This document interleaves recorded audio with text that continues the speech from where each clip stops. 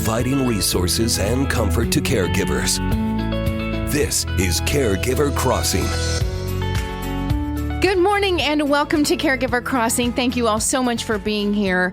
If this is your first time joining us, Caregiver Crossing is a show. It's brought to you by Joy's House, presented in partnership with Cardon and Associates. We're here every week to talk about all things caregiving and also other stuff. As you'll see, as you'll quickly learn, we always just seem to get off the path, but it's only for a minute and it's good, clean fun.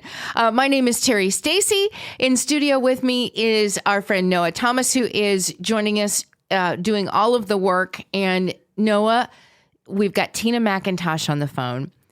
Tina is the founder and president of Joy's House, and she's not with us. She's on the phone. I mean, I'm with you. She's in Kings Island. She's at Kings Island for the 4th of July weekend, and it's long lines, and that's why you had to take some time off here. I mean, right? Long lines. I like the way you think. First of all, Noah, I don't know who Noah Thomas is. Oh, what did I say? Taylor, I'm glad you're here as our producer. I didn't catch that. Thomas is, you know what? Noah Thomas, I think, is a famous singer. Oh, my gosh. Well, so is Noah Taylor. Noah Taylor, hit it. Maybe one day. Oh, okay. Well, good morning, everyone. I wish I could tell you I was at Kings Island. Instead, I'm home just not feeling great. So I thought rather than share my germs with those of you that I love, I'll just keep them to myself. So, you know what? Yeah. I'm sorry. I'm sorry you're not feeling well. Me too. Yeah. It could be a lot worse. Here's what I just said to my mother-in-law. As a lot of you know, I have a checkered history of health issues, and I currently have a brain tumor. And I got a phone call from my neurosurgeon's office the other day as I'm not feeling great, just with, kind of cold kind of issues. And they just reviewed my brain MRI results, and they're going to take it to the tumor board to discuss next steps. So, just feeling a little under the weather is whatever in my world. Like, I will get through this just fine, and then accept all the prayers for my case going to the tumor board. So, first of all, I told you I didn't know there was a tumor board, which I thought was very interesting. But I have run into lately friends that need to have these very important tests scheduled. They leave the doctor's office and the doctor's like, okay, you know what? You need to have, we need to get you a stress test right away. And so you schedule it, and you schedule it on a particular day, but the insurance company says, that's not, you're going to have to wait. And I'm so tired of insurance companies having the power that they have to make these determinations for oftentimes tests that a doctor says you need right away. But the insurance company stops you and says, no, because of the whatever million reasons, you're going to have to wait and reschedule that or move that back a bit. And I'm just tired of it. You make an interesting point, and it is easy to sit in frustration because I certainly have been there with, people that I love recently.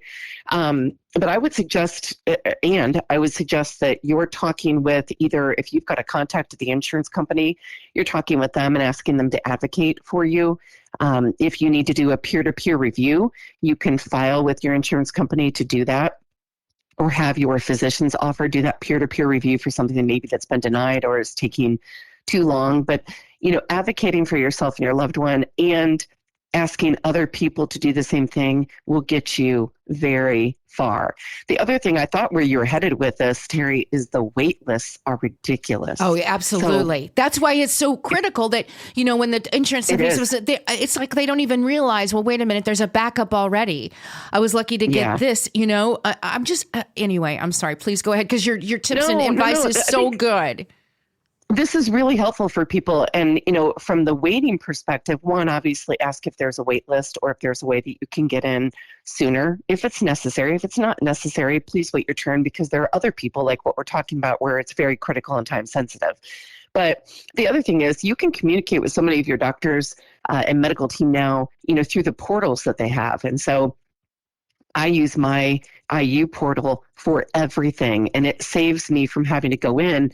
You can also ask if you can do a virtual meeting. Sometimes you don't have to be in the office, and you can squeeze a virtual meeting in with your doctor and get a lot further, a lot faster. So I'm actually really glad you brought it up. Well, I mean, I think it's it's relevant. I think it's I think people all understand that are going through this stuff right now. I feel like, and your advice is fantastic. Those are things I didn't think, because you feel helpless.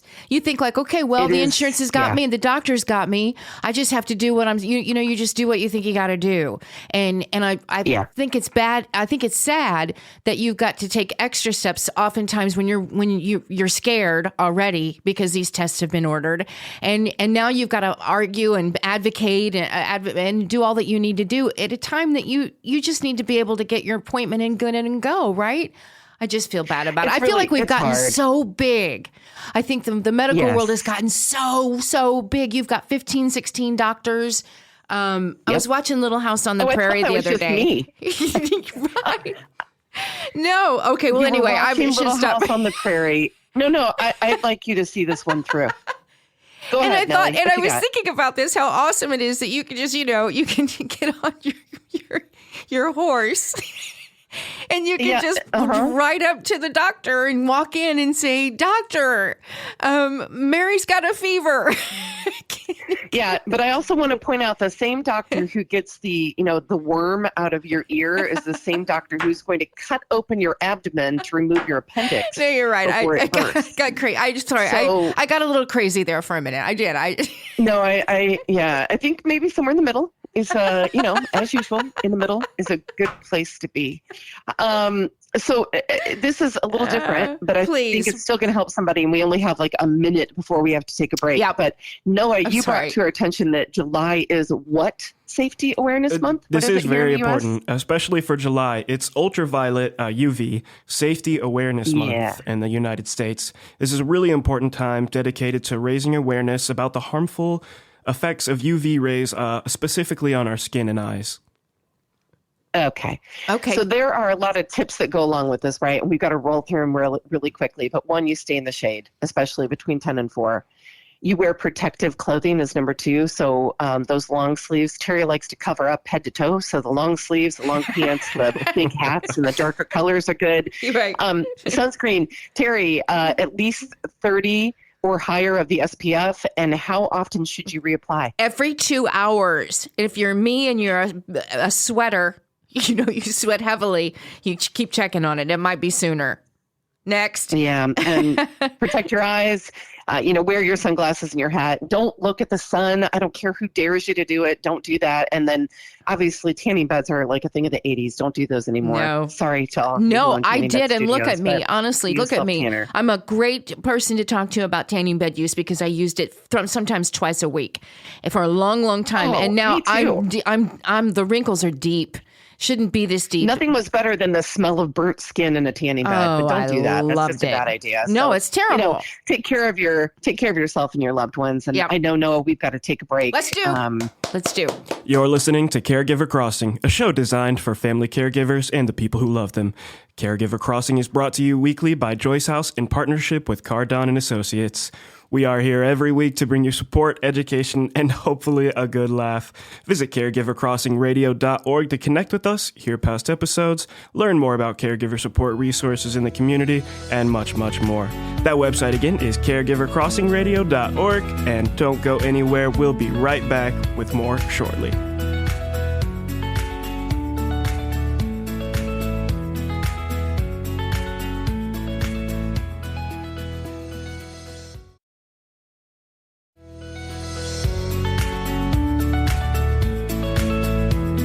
Welcome back to Caregiver Crossing. I'm your producer, Noah Taylor. I am not a co-host, but one of our wonderful co-hosts today joining me is... Terry Stacy. Glad y'all are here. Thanks for joining us because we've got a really special guest coming up. Somebody very special to Joy's House.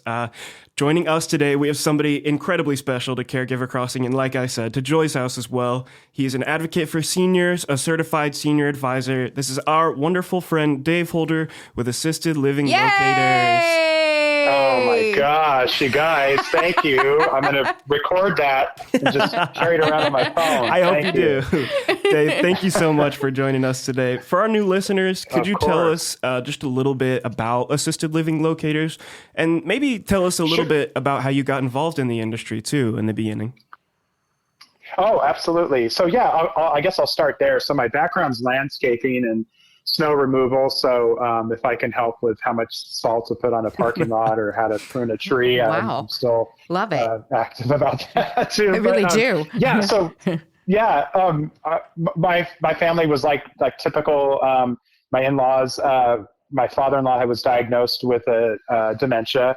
And, we just didn't know what we didn't know. We weren't very proactive. And after a bad week, we decided that we needed to get him into a community as soon as possible. And we didn't know what questions to ask, how much it costs, what the differences are, any of that. It was total naivete on our part, but we did the best we could and got him moved into a community. And only 3 months later to find out, we didn't make a good decision here. And we started that process all over again. And I was looking to make a change in my career and met somebody who I'm so thankful out of the blue knew nothing of what we had just gone through with my family, thought this would be a good fit for me. And when he suggested that and explained what the role was, I just jumped up and down and said, I've got to do this. And so that was 6 years ago, this past June, that I started Assisted Living Locators. And you can kind of think of me, you mentioned certified senior advisor, kind of like a realtor for senior living. So I focus in the independent living, assisted living, and memory care, otherwise known as like the residential market. So I'm there to be that advisor to help you understand what those differences are, understand what the family's needs are from a long-term goal to understanding the care needs. And then I make recommendations and say, hey, based on what you're looking for, I think these 3 or 4 communities might be a great fit. And then I go on the tours there with the family. So I'm there to ask those questions, make sure they're understanding everything, wear that advisor advocate hat. And it's ultimately their decision. But what I'm really passionate about is it's free to the family. I get paid a referral fee from the communities if they choose one of my options. So I really want families to be proactive. I want them to reach out to me with questions. However I can help, I don't want them to be in the same boat we were with my father-in-law. I just want to throw out right now your website or how people can contact you before we go any further. Oh, sure. My phone number is 317-854-9030.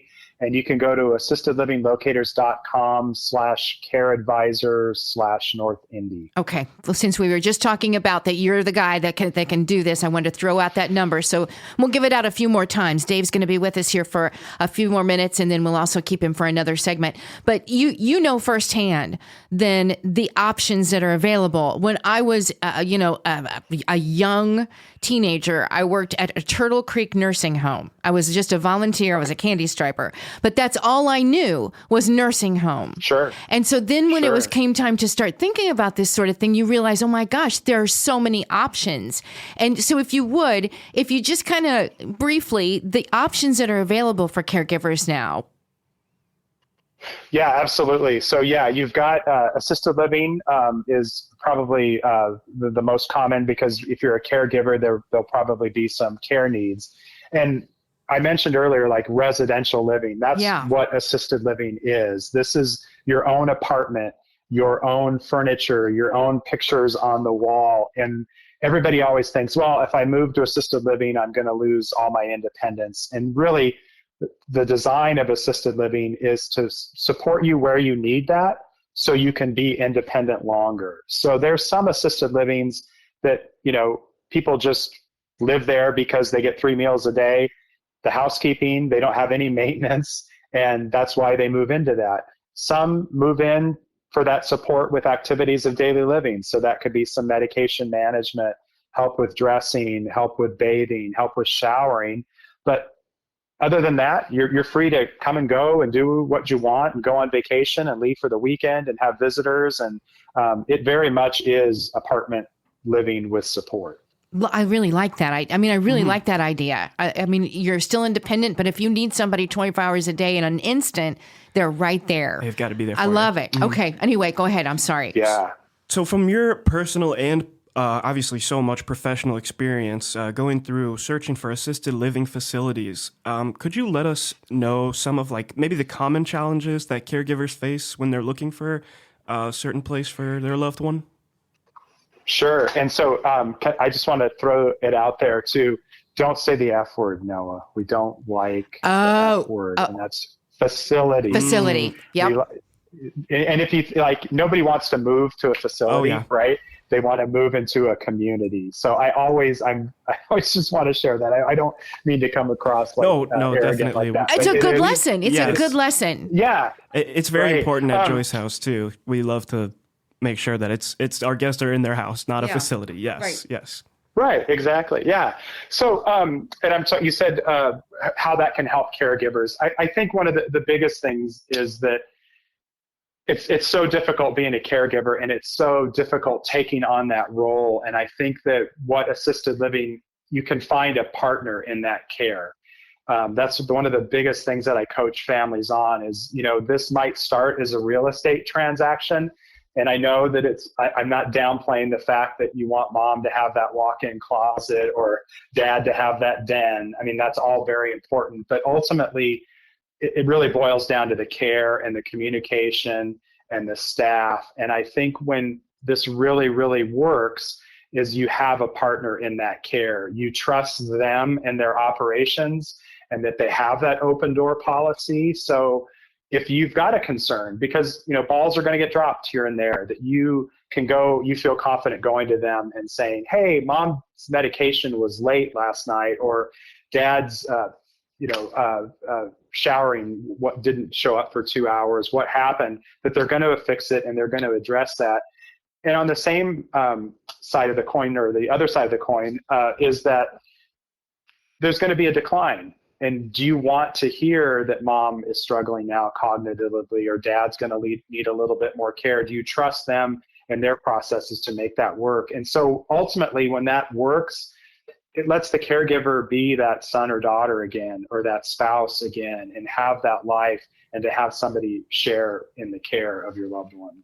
Dave Holder is with us, Assisted Living Locators. We've just got about a minute, Dave, and maybe this is too long, a question that needs a longer response, but what financial considerations do caregivers need to be thinking about when they're looking into assisted living options? So many times I've heard people say, we had to sell everything just to get mom or dad in. So talk about that a little bit. Yeah, it is expensive, and I can talk in more detail about how that cost comes together, but yeah, the majority of the communities that are out there are going to be private pay, which means, Medicare does not pay for that. You either have to have the savings, combination of Social Security and retirement. Maybe you have a long-term care policy that you can use towards that.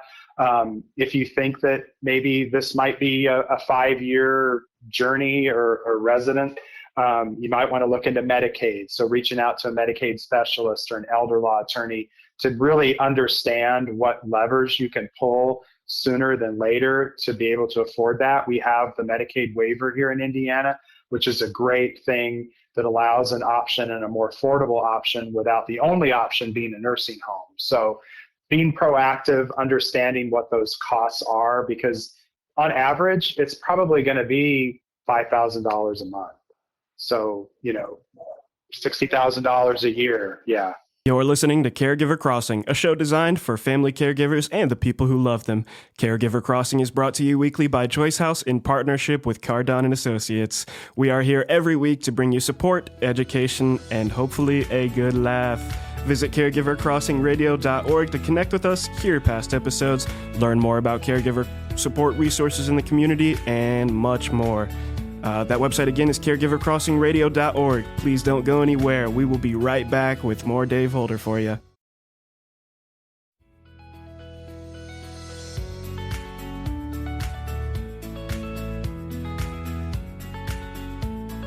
Welcome back to Caregiver Crossing. Terry Stacy, Noah Taylor here with you. Tina McIntosh will join us here in the next few minutes. But in the meantime, we've been talking to Dave Holder with Assisted Living Locators, 317-854-9030. If you're just joining us, we'll again explain a little bit about what Dave is about. But before we took a break, I asked Dave about what caregivers need to be thinking about when it comes to the finances when looking into assisted living options. And Dave talked a little bit about that and the maybe the bottom line, the average cost. But Dave, do you want to expand on that a little bit about that when we talk about cost?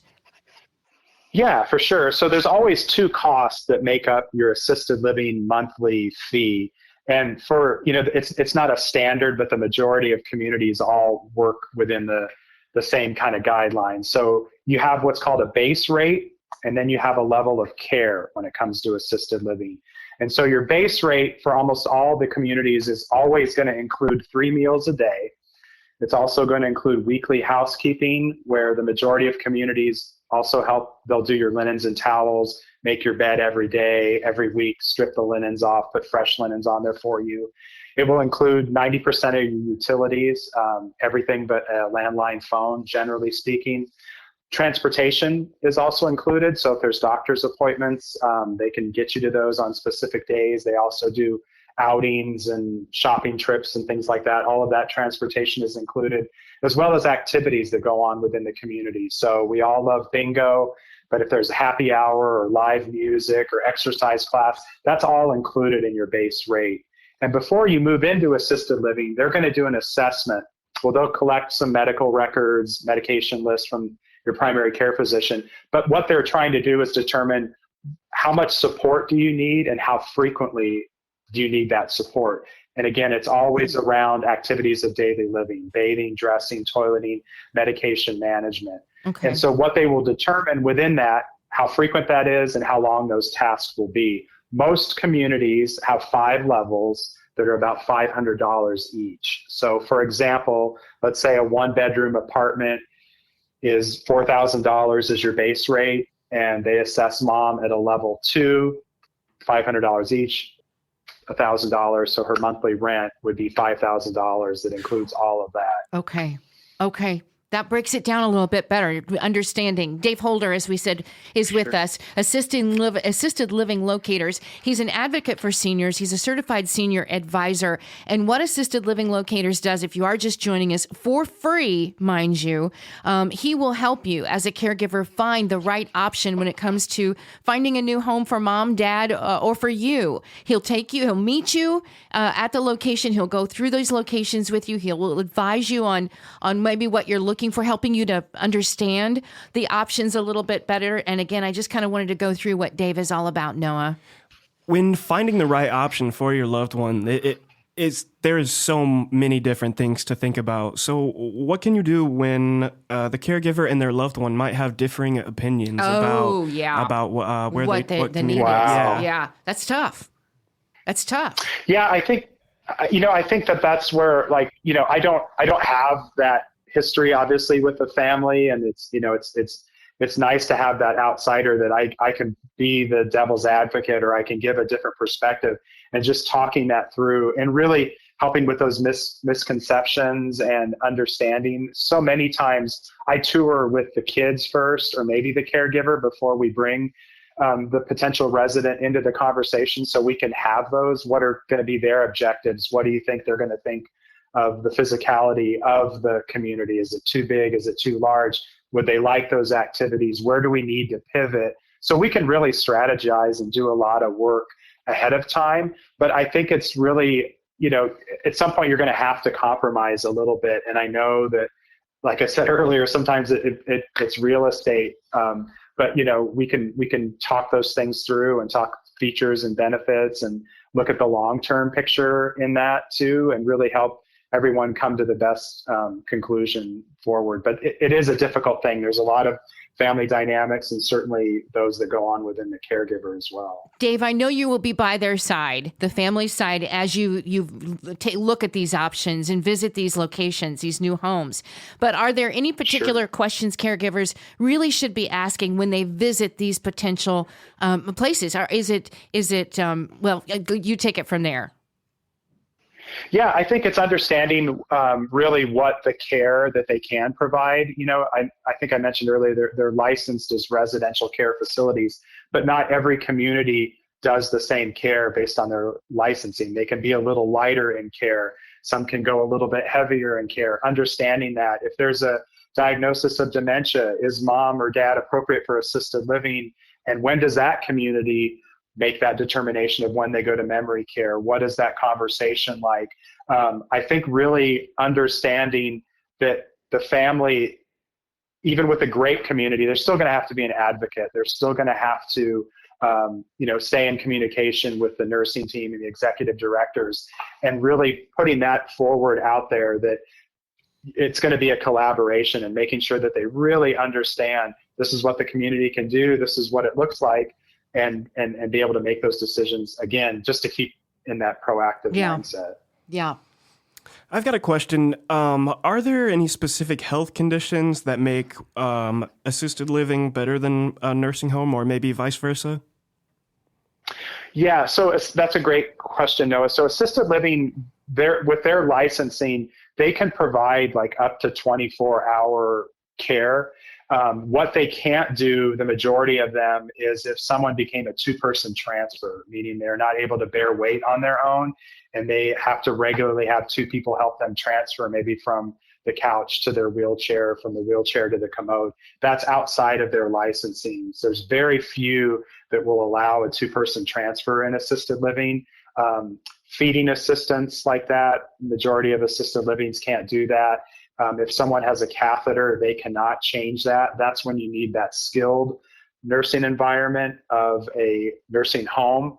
So those are the differences that you need to do. So what you're going to find in your nursing homes is that higher acuity, those residents that have a lot more medical need and have a lot more assistance that's needed. Whereas assisted living, we're going to help you as much as we can, but if it starts to get more medically a need, we can bring in support for you to keep you in your apartment. But when that care needs to be more that nursing home, that's going to be that transition. So, your residents in assisted living are getting some support, but for the most part, they're pretty independent and can participate in things. And you'll see walkers and wheelchairs, but they don't have that higher acuity that you find in a nursing home. 317-854-9030. 317-854-9030. That's how you can reach Dave Holder with Assisted Living Locators. And I tell you, it is a service that I wish I knew about sooner. I mean, it's just such a great, it's free. He will take care of you for free. And again, the website, Dave? It is assistedlivinglocators.com/careadvisor/North Indy. Okay. You're terrific. Thank you so very Dave. much. We appreciate it. Dave Holder. Thank you, guys. Thank you so much. Thanks for having me. You'll come back and see us soon, I know for sure. Noah. You bet. You're listening to Caregiver Crossing, a show designed for family caregivers and the people who love them. Caregiver Crossing is brought to you by Joyce House in partnership with Cardon & Associates. With 20 communities owned, operated, or managed in the Midwest, and more than 40 years of senior living experience, Cardon & Associates provides residents with the best senior living options and personalized service. Visit cardon.us for more information and to find a community near you. Stay put. We'll be right back with more Caregiver Crossing after the break. Welcome back to Caregiver Crossing. Terry Stacy along with Noah Taylor. Hey. And also to Tina McIntosh, who's joining us on the telephone. She's not feeling great, but we're glad to have her voice anyway. I think she sounds great. I think she sounds better than when she's well, quite frankly. I think I will not feel like this all the time. I'm sorry that I was not able to be on with Dave. It's okay. Anymore because I love that guy, by I the know. way. You needed to Dave lay back Holder, down. The best. He's incredible. Yeah, well, he really is. So yeah. You want to talk about, let's talk about some, and I don't even really know how an easy segue into getting this, other than it's the holiday time and there's a lot of families that are together right now. It's summer, kids are home. It's family bonding time, right? So we've got a few suggestions that kind of foster bonding between caregivers and their loved ones, right? Let's do this. We will start off with Tina, please. Well, I'm just want to pause for a second because I think when we're caregiving, we often think there has to be some kind of big production when we're trying to have a simple moment with somebody we love. And I just want to point out that sometimes it can just be sitting in silence. You can be quiet, or you can color, or you can do simple things. So I don't want you to think you have to make a big production out of this. But if you're looking for a bigger kind of moment, I actually want to start with the nature walk and memory hunt. So, Carrie, this is a good idea. Do you remember years ago when Candace was still with us and we did the forest bathing? Yes, I do. I do remember. Loved. Do you know this, Noah? No, forest bathing is? I don't. Please tell her what enlighten it me. is. Yeah, I mean, you don't have to be in a forest. You can just be in a wooded area or outdoor, and there's no bathing, meaning like you're not naked in water. So it's a little deceiving. But Unless you what want to. it is basically, I mean, you can. It basically is this nature walk. So forest bathing, there's a little bit more to it, where you usually have a lead, and the lead takes you and a small group of others into a nature area, into woods or forest, and you are spending moments in nature that are just outside of your norm. For instance, hey group, we're going to take 7 minutes. You're each going to go out, and you're going to see how many things you can find that have movement to them. Mm-hmm. And so you go out and you're looking at the ants on the hill. You're looking at the way that the weeds or the cattails are blowing in the wind. You're looking at the leaves. You notice the bees buzzing. It's just really helping you get present with nature. Now, when you have a loved one living with a diagnosis, that may or may not be something that you can do. If you can do it, do it. Just Google it, forest bathing. I love it. Nothing wrong with going for, it's wonderful. It's wonderful. Yeah. Nothing wrong with going for a nature walk and a memory hunt. So just, going for a walk in a park, in a nature reserve, down the sidewalk, and just collecting natural items like leaves and stones and flowers, and talking about how they remind you of special moments or people. And maybe you decide you're going to take them back and you're going to have a little display and keep them in a memory jar at home. It's maybe lovely. With my kids, we used to make the alphabet or spell our names out of things we found in nature. Oh, that's good. It's so much fun. So that's one idea. What else do you guys have? That's a good one. I want to tell you about cooking, because I'm not a good cook at all. But when your loved ones are all together, you don't have to do this. You just do this at the next family gathering. These recipe exchanges and cooking together is priceless, and I'll tell you why. It's because it's something you will never forget. You will never forget the things that happen when you are all together in a kitchen, which is the heart of the home in many places, and then that exchange of cooking recipes and cooking together is just a time you will never forget. It's family. It becomes a tradition, and you can do that anytime. Doesn't even have to be the holidays, but it's kind of a fun way to start. And I love that one. I do, and I think it's so beneficial for everybody, and to capture from your loved ones that are elderly, they're great recipes that you love to keep forever. Forever. Grandma's Anyway. always got good recipes. And little tips. Yeah, but it's true. And talking about, like, my grandma made pineapple upside down cake. I haven't had that. Or strawberry rhubarb pie, like, takes me back to my childhood. Yeah. My oldest, Maya, has been in town for a couple of weeks, and she came over, and she had someone with her. Each of my kids had friends or people that they're dating with them. And we did this last week. There were 10 of us, and Maya and I really cooked dinner, and the others kind of just hovered around, and we talked, and we talked about cooking, kind of did this informally. And then afterward, I made the 8 of them who didn't cook clean up and put everything away. It was lovely. See? But not this really is the a good point. one. Not really the point. This is a good one. But my point is, I will cherish the memory of all of us in the kitchen together, and friends and music and laughter and conversation. And it wasn't anything formal. No. And it wasn't anything planned. It just happened. So that's a great, I love that one. Oh, those are such good moments. Noah, what you got? I want to talk about my favorite family bonding activity, the music jam session. My music is so important in my family. I think growing up, my mom and dad just listened to so many like eclectic types of music. It's just so much fun to like get your family together and sing along, dance. I mean, even create a little family band maybe. I think it's just so important. Music evokes so many emotions in so many people, especially so many of our guests who do have dementia. And again, another thing that you'll never forget. Exactly. Anyone will ever forget those moments. Literally, and music is so good for, that somebody in the family that might have Alzheimer's, right? Tina, I think you've said, music. I've heard you say on commercials, that music is something that is oftentimes never forgotten. Brings back so many memories.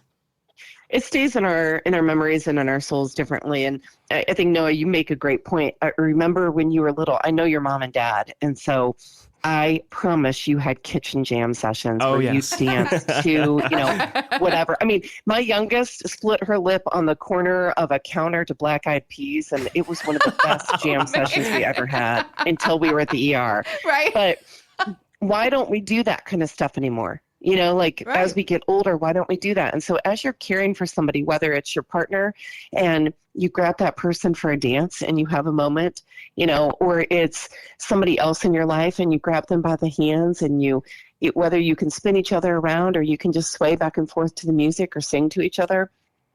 I'm not sure why we get so shy about that as we get older, but I'd say get over yourself and let's do the thing. Yeah, let's sing and dance together. Yeah. Yeah. So good. Yeah. I know we literally have to go. Yeah. So Get I'll well. let you guys wrap it Feel up. better. I'll see you next week. Okay. Deal. See ya. All right. Go ahead. As we continue, as we close the show, we want to remind our listeners that they can contact us for more information and resources to help you through the journey of caregiving. Do that by calling 317-254-0828. Noah? Caregiver Crossing is supported by Cardon and Associates with 20 communities owned, operated, or managed in the Midwest and more than 40 years of senior living experience. Cardon and Associates provides residents with the best senior living options and personalized service. Until next time, take good care of each other.